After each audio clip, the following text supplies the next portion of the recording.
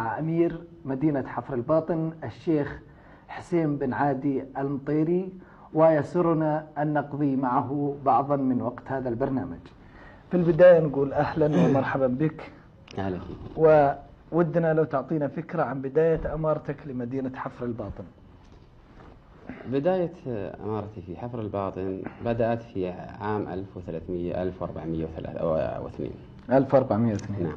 طيب طال عمرك، لو سألتك، طبعا أنت من أهل المدينة أصلا. نعم. لو سألتك عن الحياة في مدينة حفر الباطن في الزمن الماضي كيف كانت يعني، وكيف كان الناس يعيشون؟ والله حفر الباطن كان في السابق مورد مياه بادية. نعم. ما في يعني بناء ولا في استقرار، ما في استقرار. نعم. جو أهله رحل، اللي هم قبيلة واصل من مطير. نعم. كانوا ينزلون فيه أيام القيض أيام الصيف. نعم. على أبيار الماء اللي يستقون منها. نعم. يسقون إبلهم وأغنامهم، وفي الصفري عندما ينتهي القيض يرحلون في ضواحي حفر الباطن، في الصمان، في الدبدبة، في المسناة، ثم يقضون وقت الربيع. نعم. وبعدها يرجعون في القيض في الصيف إلى نفس الجو. يتبعون المراعي في البر. طيب متى بدأ الناس يستقرون في هذه المدينة يعني؟ أعتقد أنه بدأ البناء في حفر الباطن على ما أعرف في نعم. عام 1357 هجرية. نعم. أول لبنة وضعت في حفر الباطن هو قصر الأمارة القديم المكون من الطين والخشب. من الطين والخشب. نعم. نعم. ثم بعدها رحل إليه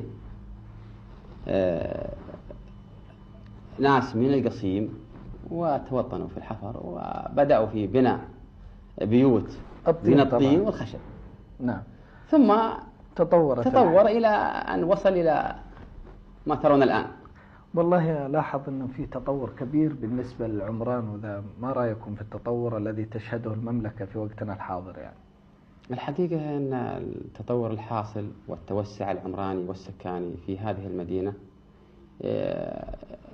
شيء يفرح الصدر، وشيء نعم. وفي باقي مدن المملكة أيضا وفي كافة تطور ولله الحمد. الحمد لله. نعم.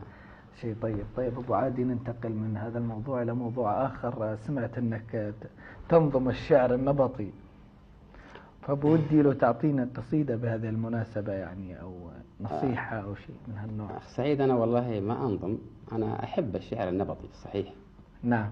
وأحفظ أشعار كثيرة، ولكن فيه قصيدة نصيحة من أب الابنة، الحقيقة أنا معجب فيها ودواما أرددها.